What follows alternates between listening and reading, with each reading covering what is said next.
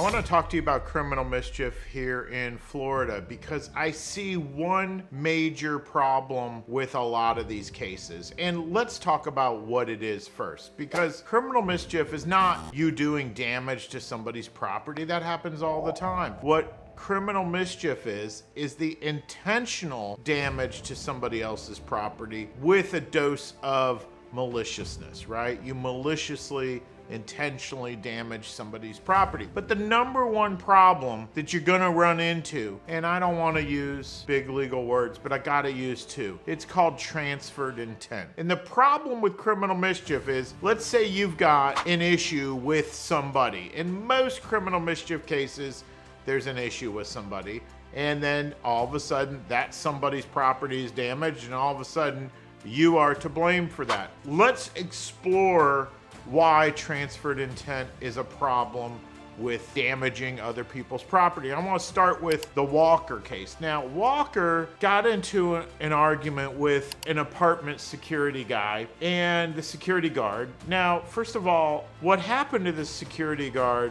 really, no security guard gets paid enough to put up with this crap. And I think there should be a separate crime out there that's like, you are messing with somebody that doesn't get paid that much, so therefore it's an enhanced crime. Almost like, if you hit an older person, it's actually battery on a person over 65, and that's an enhanced crime. There should be an enhancement like, this dude is just a security guard trying to make a living, which is it's hard to make a living depending on when you're watching this. Walker pushes the security guard into a glass door, and the glass door just shatters everywhere. Walker is convicted of a lot of things, including the battery and some burglary, but also convicted of criminal mischief for breaking that glass door, which was not cheap. This is a felony. On appeal, this issue of transferred intent, again, I'm using legal words, just bear with me, came up, and his conviction for criminal mischief was overturned because on a criminal mischief charge, you have to intend to damage that property. Just because you had a malicious intent towards that person, the security guard, does not mean that that malicious intent towards the security guard transfers to the glass door. There was no intent transferred. He did not intend to break a glass door, Walker didn't, and therefore his criminal mischief felony was overturned. Probably the number one way we're gonna see criminal mischief cases overturned.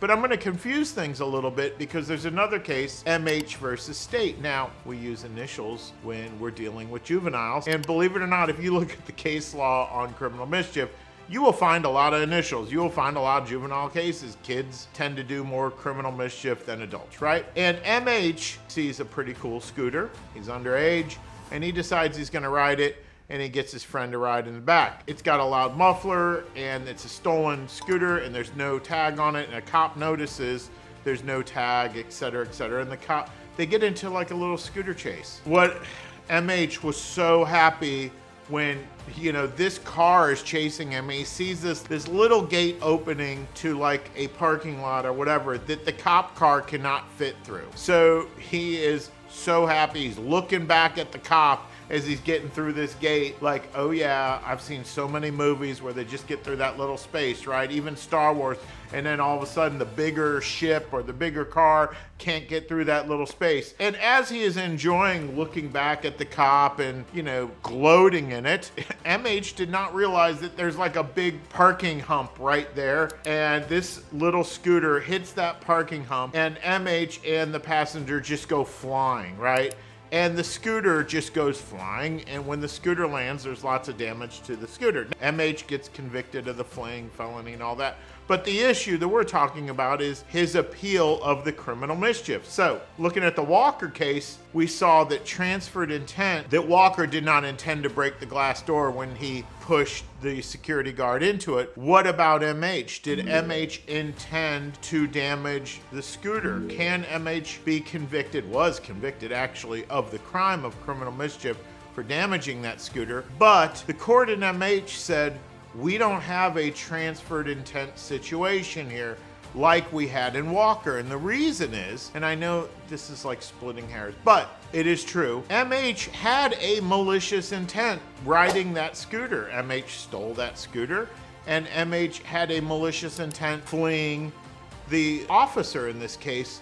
And therefore, sure, MH didn't literally intend to damage the scooter, but MH's criminal intent in fleeing was enough to say, you know what? You are guilty of damaging this scooter as you fled the police.